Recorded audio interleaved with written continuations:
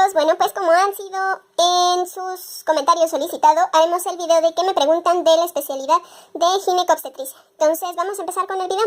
Y en cuanto a ginecobstetricia, como ya les he comentado en videos anteriores, es una de las especialidades que contienen más preguntas junto con pediatría. Entonces es muy importante conocerlo muy bien, a detalle. No hay nada que hay que obviar, pero hay cosas que sí preguntan con mayor frecuencia. No se vayan a leer el Williams completo porque es perder mucho tiempo. Lean algo que sea un poco más resumido o más práctico. En cuanto al ciclo genital femenino, hay muchas preguntas. Generalmente nos preguntan en relación a los picos estrogenales que existen en el ciclo menstrual, las fases del ciclo, es lo más común.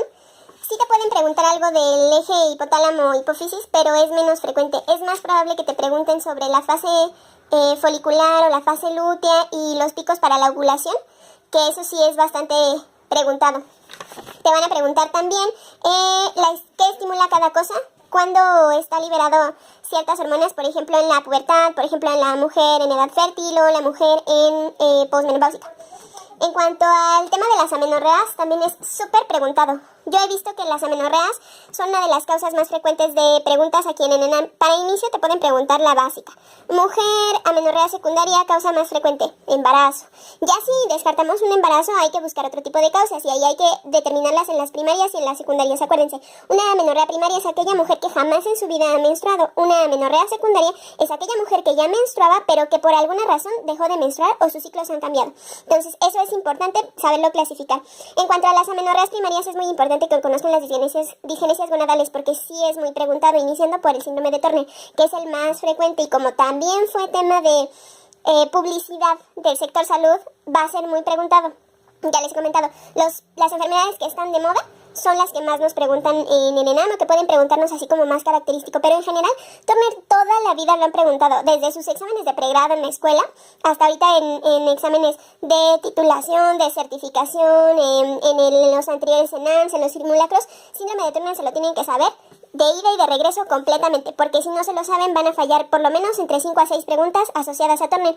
Turner lo van a ver relacionado en gineco, en pediatría, en endocrino por talla baja, en genética, en cardio por la coartación de la aorta. Entonces son muchas patologías que incluye que podemos tener muy en cuenta para considerar que seguro me la van a preguntar. Entonces, en cuanto a Turner, considera nada más pues que el cariotipo es 45X0, eso mínimo que se lo aprendan, y las características del fenotipo de la paciente, que también son muy obvias. Eso es fácil y sencillo, no hay como mayor problema. Se parece un poquito al síndrome de Noonan, pero síndrome de Noonan tiene características diferentes y no tiene lo del cariotipo. Entonces, fenotípicamente se parecen, pero no es lo mismo. Luego, aparte del síndrome de Turner, hay que aprenderse bien síndrome de Swyer, las disgenesias gonadales mixtas, los síndromes de pseudohermafroditismo o hermafroditismo como tal, porque Morris, Rokitansky, hiperplasia suprarrenal congénita, son temas que sí se preguntan. Sí los preguntan en cuanto a que tienen un dato en específico. Y muy importante en esto conocer los tumores de origen germinal a los que se asocian, porque cada una de ellas tiene como asociada a otro. Por ejemplo, Morris a disgerminoma. Entonces, apréndaselos todos. Acuérdense que se asocian mucho porque son síndromes en donde el paciente gonadalmente hablando era un varón, pero por alteraciones del desarrollo gonadal los testículos no descienden. Acuérdense que siempre un testículo al no descender se atrofia, y al atrofiarse puede producir neoplasias. Entonces siempre. También eso con lo de las criptorquídeas, pues es lo mismo. Si el testículo no baja, el testículo se echa a perder. Al echarse a perder, le puede dar cáncer. Entonces siempre acuérdense de cuál es el característico de cada una de las disgenesias, porque les pueden preguntar eso. Los que yo he visto que preguntan más, aparte de Turner, es Morris, Swyer. Los otros no los preguntan tanto, pero también apréndanse Kalman. Laura Esmond bien, solo lo he visto 2 veces y ha sido en simulacros. Nunca me ha tocado una respuesta de los reales, pero es más fácil de observar. También está la progeria y está el síndrome de Prader-Willi, que son como más referidos a las causas centrales, pero sí ténganlos en mente porque les encanta preguntar nombrecitos extraños que nos hacen sufrir en el examen.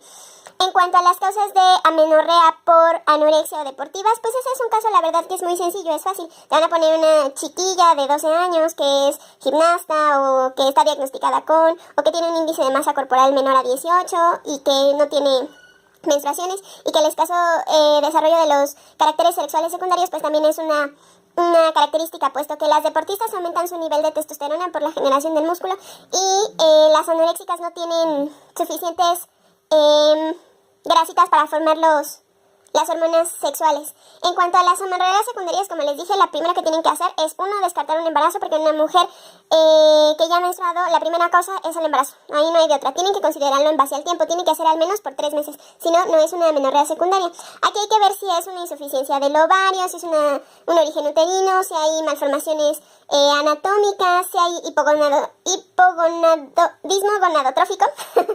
Hipogonadotrófico. Esto me cuesta trabajo pronunciarlo, tengo muy mala dicción. Los síndromes provocados, por ejemplo, es muy preguntado Sheehan. A Sherman también, pero a mí me ha tocado muchísimas más veces ver que pregunten síndrome de Sheehan. Síndrome de Sheehan les van a poner una mujer que generalmente son multíparas, pero puede ser primi, no hay distinción. El chiste es que durante el parto tuvo sangrado intenso. Ese sangrado intenso provoca una isquemia la hipófisis, lo que produce un infarto de la misma y por lo tanto deja de producir sus hormonas a nivel del eje y ese es el problema que tienen. Y en Asherman la diferencia es que en Asherman son sinequias uterinas asociadas generalmente a legrados uterinos, pero puede ser algún otro tipo de cirugía abdominal. Lo más frecuente, sinequias por legrados. Entonces eso sí lo tienen que tener muy en cuenta porque esas son las más preguntadas. Ya las asociadas a fármacos y el craniofaringioma sí los preguntan, pero es menos frecuente. Obviamente hay que hacer el diagnóstico. Yo, como ya saben, este año estoy leyendo el CTO. Ustedes pueden leerlo de donde les gusta. Pero aquí en el CTO viene un cuadrito que a mí me gusta mucho. Porque ese cuadrito nos muestra... Se los voy a enseñar. A ver si se alcanza a ver. Así se ve. Este cuadrito de aquí nos muestra como el algoritmo. Entonces dice, a ver, tienes a tu paciente que no menstrua. Le vas a hacer esto. Si no, pues esto. Si no, pues esto. Y así lo vas siguiendo y es mucho más fácil de razonar que si lo estudiamos así nada más a memoria. O sea, sí se entiende mucho más porque es un proceso como tal y vas viendo por qué puede ser tal o cual patología. Y aparte, generalmente en el caso clínico te pone que una mujer que tuvo amenorrea y le dieron progestágenos o mixtos y no ha menstruado, cuál es el siguiente paso que le tienes que hacer o cuál es la causa. Entonces sí hay que tenerlo muy en cuenta. Síndrome de ovario poliquístico, súper preguntado. También es básico como Turner, seguro te lo van a preguntar, porque el síndrome de ovario poliquístico incluye alteraciones con esterilidad, endocrinológicas con la resistencia a la insulina y la obesidad, la acantosis nigricans, el hirsutismo. Entonces sí es muy, muy preguntada porque se asocia a otras patologías, no solamente a las ginecoides propiamente dichas. Entonces ahí te tienes que saber básico, cuadro clínico, presentación clínica y tratamiento. Te sugiero también que te aprendas que el diagnóstico de síndrome de ovario poliquístico es por la medición de FSH y LH y su relación entre estas, porque muchos tienen la idea de que el diagnóstico de síndrome de ovario poliquístico es mediante el ultrasonografista y que tenga los quistes, y no es así. El definitivo es por las hormonas. Obviamente el ultrasonido es parte del seguimiento y es, yo creo, a lo mejor lo primero que le haríamos, porque si no tiene quistes, pues ¿para qué le haces? Las hormonas son más caras, pero no es el diagnóstico. El diagnóstico es la relación FSH-LH, que generalmente, si no falla la memoria, es mayor a 10. Entonces, eso es importante que lo conozcan. También el número de quistes que tiene que tener positivos la paciente y el tamaño, porque eso es otra cosa que también se puede llegar a confundir.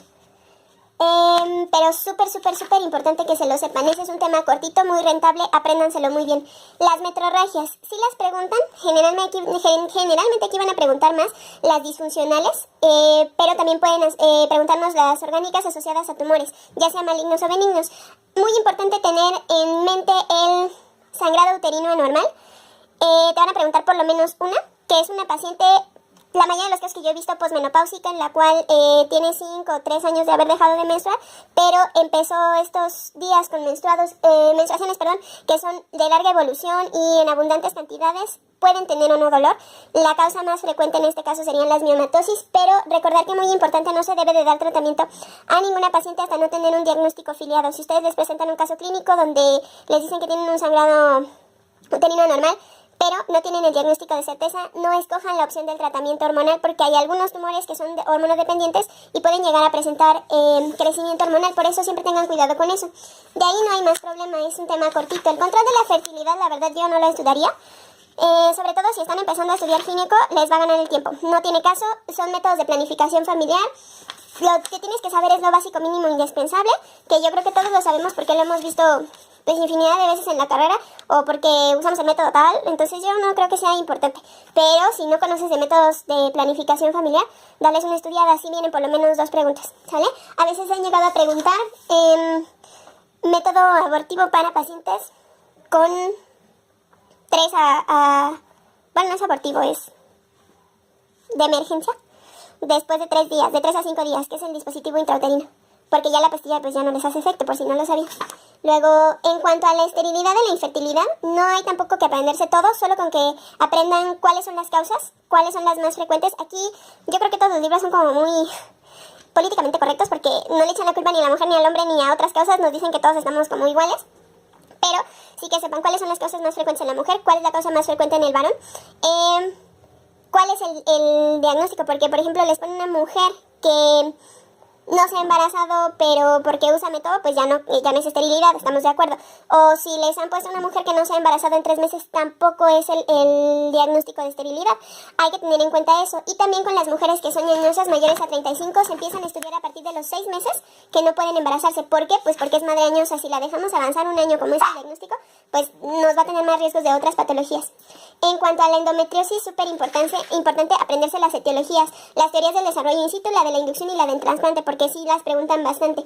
¿Qué otra cosa preguntan de endometriosis? El cuadro clínico. La imagen radiológica característica, que es en el eco, en el ultrasonido. ¿Y cuál es el tratamiento? Eso es lo que les van a preguntar, ahí no hay tanto problema, pero sí lo preguntan. Infecciones ginecológicas, por lo menos 3 preguntas. 1, cándida. 2, tricomona. 3, Gardnerella, vaginosis bacteriana. Esas 3 seguro te las van a preguntar y muy probablemente vengan las 3 asociadas en el mismo caso clínico para que te confundas un poco porque pueden parecer. ¿Qué te tienes que saber? Datos característicos, el diagnóstico, a qué se asocia y el pH. El pH es un punto clave que te puede ayudar. Y en cuanto a la Gardnerella, lo de la cadaverina y lo de las células clave, porque pues esas son las patológicas. Saber cuál presenta más prurito, cuál se diagnostica más, cuál es la más frecuente y si se asocian a algún tipo de otras patologías. Por ejemplo, no es patología, pero es un estado fisiológico distinto, que es el embarazo. Hay algunas asociadas también para que lo tomen en cuenta y lo estudien. En cuanto a las infecciones pélvicas, pues es la EPI. ¿Qué te tienes que saber de EPI? El diagnóstico, el tratamiento, que es básico, mínimo, indispensable, la EPI crónica, que es causada por tuberculosis, y la asociación del dispositivo intrauterino con el actinomyces israelí, porque esa es fácil de preguntar. Ahí también es un tema cortito que sí te van a hacer por lo menos 1 a 2 preguntas mínimo y que sí se puede saber con facilidad, no es difícil. En cuanto a las enfermedades de la vulva, pues solo hay que tener en cuenta la asociación de cáncer vulvar con las viejitas. Viejita con comezón, investígale cáncer vulvar porque es posible o probable. También están los líquenes, pero pues es como menos. Puede que te sirva aprenderte la enfermedad de Payet de la vulva, no porque te la vayan a preguntar, yo no he visto que la pregunten de forma frecuente, pero sí porque enfermedad de Payet hay ósea, hay de la mama y hay de la vulva. Y si te quieren confundir, te pueden poner ahí enfermedad de Payet de la vulva y tú asociarlo con alguna de las otras 2, que la más frecuente es la de la... Bueno, no es la más frecuente, pero la que más se lee o la que más se conoce es la de la mama porque se asocia al cáncer de mama. Entonces, nada más está ahí atentos de que hay 3 y que no son exactamente lo mismo. Aunque pudieran parecerse en el nombre, no son lo mismo. Y pues lo que ya les he dicho del cáncer de vulva, aquí es importante, aparte de que sea una viejita con comezón, acordarse del tratamiento en base a la estadificación. Aquí es de las pocas patologías, bueno, no son pocas, pero es de las feas patologías donde sí te tienes que aprender estadificaciones del cáncer porque en base a eso se hace el tratamiento. Y te pueden preguntar, una paciente anciana con diagnóstico de cáncer vulvar en un estadio 2B, ¿cuál es el tratamiento de elección? Y te ponen todas las opciones. Entonces esa sería una pregunta un poquito más complicada, pero donde sí te lo tienes que aprender. En cuanto a la patología del cuello, pues es importante saber los pólipos, la cervicitis, la eritroplasia, obviamente las lesiones cervicales intraepiteliales y su asociación al BPH. Ya sabemos que en el BPH te van a preguntar el benigno y el maligno, 16, 18 y 6 y 11. También te pueden preguntar con respecto a VIH, lo de la... BPH, perdón, la vacunación en las niñas, porque como no tiene tanto tiempo de instauración en la Cartilla Nacional de Vacunación, puede ser tema a preguntártelo. ¿Qué más? Pues nada más. Ahí no hay mucho problema. A lo mejor te pueden preguntar algo con respecto a la colposcopía o al Papá Nicolau.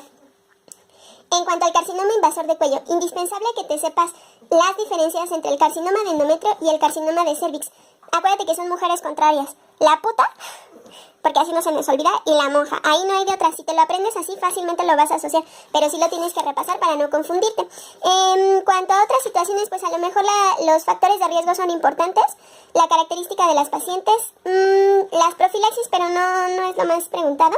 Sí te pueden preguntar el tratamiento, igual que con el anterior, basados en el estadio del tratamiento. No te lo aprendas así a grandes rasgos ni súper extenso, pero sí que tengas una idea cuál haces qué, para que sepas qué es lo que tienes que hacer. En cuanto a las patologías del suelo pélvico, pues indispensable que te pregunten una viejita con incontinencia urinaria o con prolapso genital, un cistocele, etcétera. Y acordarse pues nada más que es una viejita, qué grado van a hacer y cuál es el tratamiento. Si se les va a hacer cirugía o no, si les vas a hacer cistografías o no. Ahí es leve lo que tienes que estudiar, no le dediques tanto tiempo. Con que lo leas una vez bien entendido no va a haber mayor problema. En cuanto a la patología del cuerpo uterino y la endometrial, básico que te sepas los miomas. Tipos de miomas, el más frecuente, localización más frecuente y el tipo de generación. El más frecuente es el que te tienes que saber a fuerza, y los otros, pues, aunque no te lo sepas a producto de gallina, pero sí, por favor, conócelos para que si te ponen ahí a dudar, sepas qué hacer. Igual también es importante aprender a ver un mioma, tanto degenerado como no, en un estudio de imagen, porque te lo pueden poner. Y los estudios de ultrasonido son muy feos. En primera, las imágenes que te ponen son nefastas porque tienen muy mala calidad y aparte son chiquitas y a veces en tu computadora no la puedes ampliar. Y en segundo lugar, pues es un ecocardiograma, de por sí ya es difícil de verlo, y luego en una imagen fea, pues todavía peor. También te pueden preguntar qué hacer en caso de que tengas una paciente con un mioma. Te pueden preguntar también los pólipos, que es menos frecuente que lo pregunten, pero es importante que sepas que existen por si te llega a pasar. Y la hiperplasia endometrial. La hiperplasia endometrial es importante que lo sepas asociado a qué, sobre todo en cuanto a uso de medicamentos puede estar asociado, ¿sale? En cuanto al cáncer de endometrio, pues tener en cuenta la asociación con el síndrome de Lynch, que tengamos en cuenta los factores de riesgo que ya habíamos mencionado. De ahí en fuera no hay mayor necesidad. Con que sepas eso yo creo que es más que suficiente. Sí he visto que preguntan el tratamiento en base a estadio, pero es poquito frecuente. Si no tienes tan buena memoria o tanto tiempo, dedícale un poco de tu memoria, pero no le dediques más. Concéntrate en las que van a preguntar más. En cuanto al cáncer de ovario, es importante saber que es una neoplasia de difícil diagnóstico. Generalmente cuando los diagnostican ya son tumores muy grandes. Por experiencia propia, mi mamá tuvo uno. Yo ya estaba en la carrera, hay que decirlo también. Y todo el mundo decíamos que era colitis, y que estaba gordita. Y no, era un sendo citocromo de 3.3 kilos y medio. Lo que sí, pues es que si está en el abdomen o en la cavidad peritoneal, va a producir un aumento de la presión intraabdominal o intraperitoneal, lo que te va a producir otro tipo de datos que ya lo puedes ver. Yo creo ahora que ya lo vi con mi mamá y que lo he estudiado más, sí ya digo, esto es esto, pero en el momento en el que le pasó a mi mamá, yo estaba como en séptimo de la carrera y no fue tan fácil de diagnosticar. Entonces ahí tienen que tenerlo en cuenta. Tienen que saber los epiteliales, obviamente el más frecuente, benigno y maligno, como en todas las patologías. Si no te sabes lo más frecuente de una patología, pues ya llevas una mal seguro, porque seguro lo preguntan. Entonces, tumor epitelial benigno más frecuente, tumor epitelial maligno más frecuente. Los tumores germinales, lo mismo. El benigno más frecuente, ¿en quién se produce? Asociado a qué, como lo que hablábamos del disgerminoma. Los tumores de los cordones sexuales o del estroma, que pueden ser los de la teca, que esos dan un poquito como más de síntomas, porque pues algunos de ellos secretan hormonas o tienen algún tipo de actividad. Ya en cuanto a los metastásicos, pues hay que aprenderse Krukrenberg, el síndrome de Krukrenberg, porque sí puede ser preguntado. Y pues nada más, los del mesénquima realmente no los preguntan tanto. Hay que aprenderse la patología benigna también, que son los quistes lúteos o foliculares, porque acuérdense que no todos los quistes son síndrome de ovario poliquístico. Tiene que cumplir los criterios que ya les dije que estudien.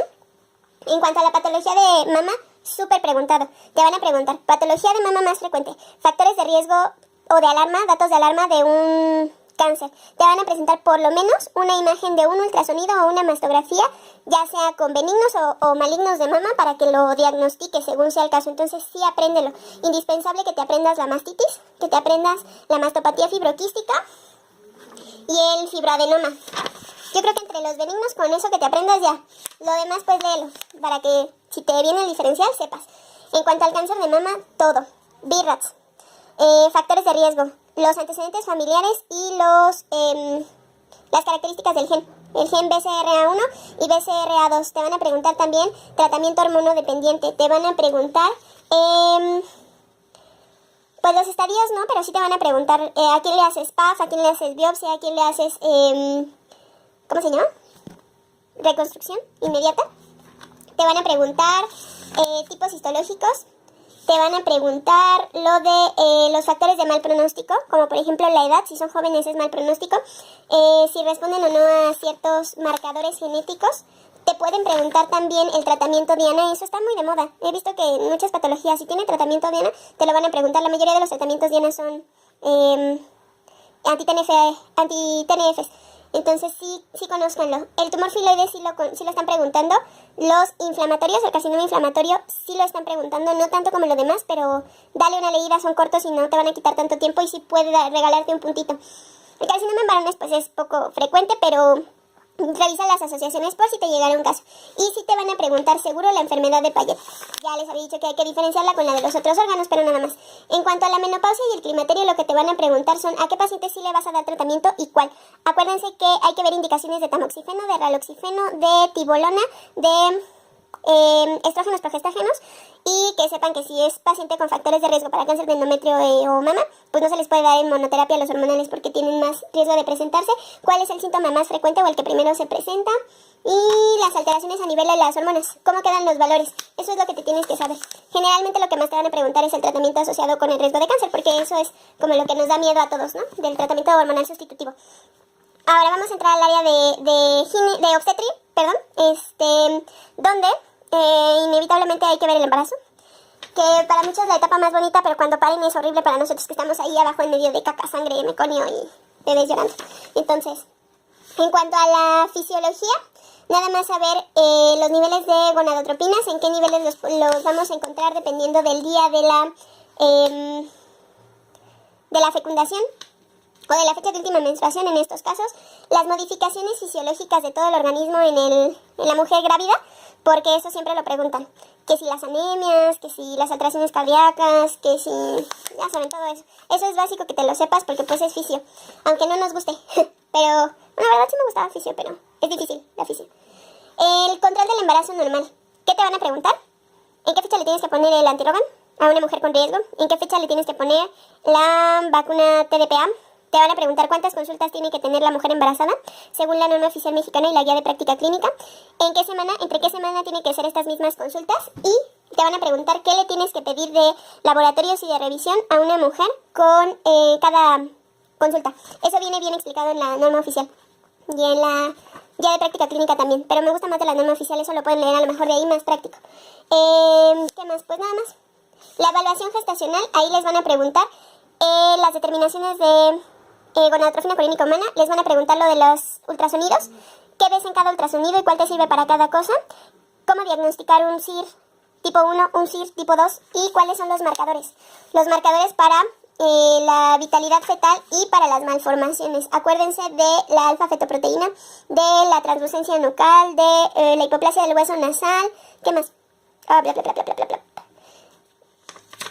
No me acuerdo qué más, pero todo lo que sea para diagnóstico de malformaciones, apréndanselo porque se los van a preguntar.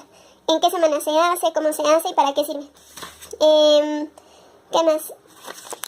Lo de los DIPS. Eso también seguro. Les van a preguntar si es un registro cardiotocográfico normal, anormal, cuál es el de peor pronóstico y qué es lo que hay que hacer ante uno de ellos. Acuérdense si hay indicaciones de prueba de POSE o con oxitocina. Les van a preguntar también en cuanto a las hemorragias del primer trimestre, muy importante que le dediquen tiempo suficiente, la más frecuente, siempre. ¿Cuáles son los tipos de aborto básico? Se lo pueden aprender de los libros o de la norma oficial también, o de la guía de práctica clínica, también vienen bien explicados. ¿Cuándo es una amenaza de aborto? ¿Cuándo es un aborto en curso? ¿Y cuándo es un diferido o un huevo muerto retenido? A lo que se asocian. Las complicaciones que puede haber. Si tenemos enfermedad trofoblástica, también de eso te van a preguntar por lo menos una o dos cosas en cuanto a lo más frecuente o una imagen clásica que te pongan y te den el diagnóstico. Te pueden preguntar cuál es la enfermedad trofoblástica que se puede asociar a metástasis o a mal pronóstico.